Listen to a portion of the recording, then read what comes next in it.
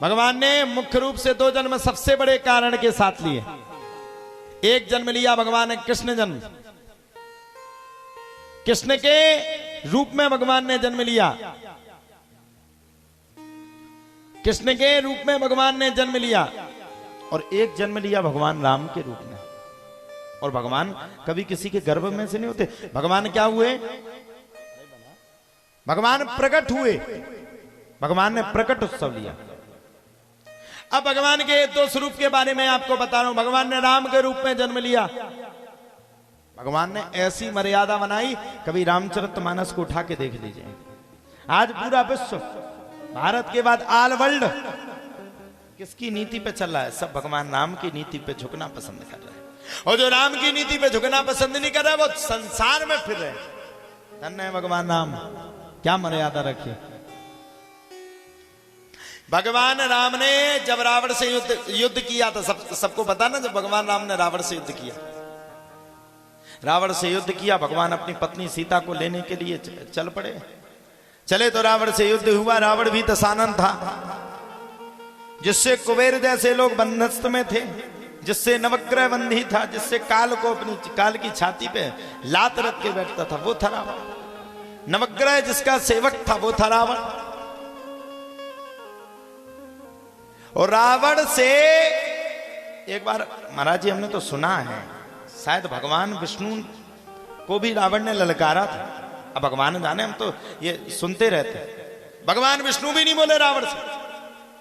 लेकिन राम और रावण में क्या अंतर है?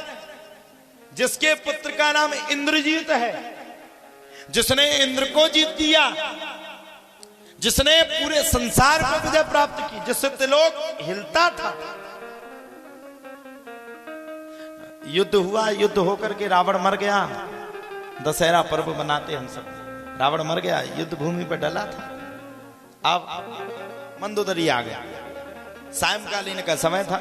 भगवान राम ने रावण को मार दिया। और राम ने रावण को मारने के बाद भगवान राम बैठे थे, शोकाकुल थे, शोक अवस्था में थे। शोक अवस्था में आकर के भगवान राम एक पत्थर की शिला पर विराजमान थे, बैठे हुए थे। भगवान राम विचार कर रहे थे, इस युद्ध में कितने निर्दोष लोग मारे गए, कितने लोग यहां से मारे गए। रावण मरा था, भूकंप की बात थी। महारानी मंदोदरी को जब पता चला कि मेरे पति रावण का वध राम ने कर दिया, दशानन, जिसके पास इतना तेज रथ था कि पलक झपकने से पहले वो कई राउंड लगा देता था, कई बार घूम जाता था, उस रावण को भगवान राम ने धराशायी करके पृथ्वी पे गिरा दिया। मंदोदरी आए, सभी लोग देख रहे थे। हनुमान जी भी देख रहे थे, सुग्रीव भी देख रहे थे, सब खड़े थे। सबने देखा तो मंदोदरी को प्रणाम किया। मंदोदरी बड़ी सत्यव्रत पत्नी थी। सबको डर लगा कि ये भगवान राम को श्राप देने के लिए चल पड़ी। सब पीछे पीछे, मैया मैया मैया, जो हो गया तो हो गया, हो गया तो हो गया, हो गया तो हो गया। भगवान राम पत्थर की शिला पे बैठे थे और इतने में मंदोदरी भगवान राम के सामने जाकर के जा पहुंची। और राम ने जैसे ही मंदोदरी की परछाई पर छिद्र को देखा तो राम खड़े हो गए। राम मुस्कुराने लगे। कहिए माता, इस घनघोर युद्ध भूमि पे, विशाल युद्ध भूमि पे, जिस युद्ध भूमि पे तुम्हारा पति रावण धराशायी हो गया, उस युद्ध भूमि पे सायंकालीन के समय पे आप क्या कर रहे हैं? मंदोदरी ने बड़ा सुंदर उत्तर दिया। और सुंदर उत्तर को देकर के मंदोदरी ने कहा, बोले राम, मैं किस काम के लिए आई थी ये तुम्हें भली भांति पता है, और तुम मेरी परीक्षा ले रहे हो। अब तुम ही क्यों सही नहीं बता देते हो? सत्य बात है क्या? राम ने कहा, ना माता, मैं नहीं बताऊंगा, आप बताइए अपने मुख से, आप किस वजह से यहां आई? माता मंदोदरी ने कहा, बोले राम, मैं आज ये देखने के लिए आई थी कि मेरा वो पति रावण, जिसने नवग्रह को बंधी बना लिया, मेरा वो पति रावण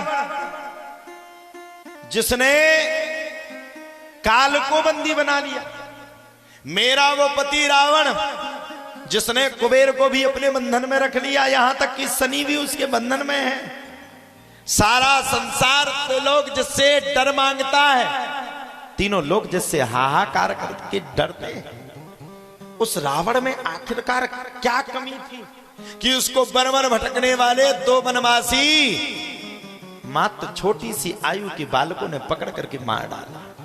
महाराज कितना सुंदर भाषण। जब इतनी बातों को सुना महाराज तत्काल भगवान राम ने कहा, मैया अब तो ये बात तो आपकी समझ में आ गई होगी, मेरी समझ में तो आई नहीं, आप बताओ।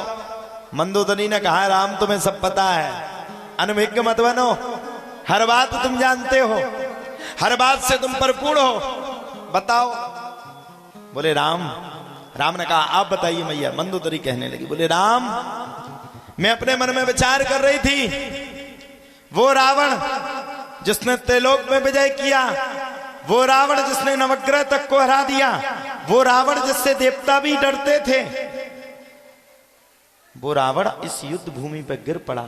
और एक राम तुम हो जो वन में भटक भटक करके अपनी पत्नी को पाने के लिए लंका तक में पहुंच गए, समुद्र को चीड़ करके लंका तक में पहुंच गए। राम, एक तुम्हारी मर्यादा थी कि तुमने अपनी पत्नी के पीछे युद्ध करने के लिए तैयार हो गए, मन्ने मानने के लिए तैयार हो गए। और राम, एक वही रावण था जो पराई स्त्री पे जाकर के अपनी नजर रख रहा था, इसलिए राम उस रावण को तुमने मार करके धराशायी कर दिया। यही रामायण है। इसलिए तो कहते हैं जिसे श्रवण कर मिट जाती है अंतर मन की व्यथा। ये थे राम। अब सुनिए आप है भागवत में। भागवत क्या है? जीवन की जीवनी कैसे जीना है राम कथा सिखाती है, और जीवन में आनंद कैसे भोगना है कृष्ण कथा सिखाती है। भगवान कृष्ण सच्चिदानंद रूपाया, सत चित धन आनंद है, सत भी है, चित भी है, आनंद भी है। सच्चिदानंद रूपा, जिनके रूप विशाल हैं, विश्वोत्पत्त्यादि है देवे, विश्व की उत्पत्ति पालन संहार किसके हाथ में? बोले परमात्मा के। तापत्रय विनाशाय, तीनों ताप का जो विनाश कर दे, त्रिताप, दैहिक दैविक आदि भौतिक। श्री कृष्णाय वयम नमः, ऐसे भगवान श्री कृष्ण को मैं प्रणाम करता हूं, नमन करता हूं। ये है भागवत साहब।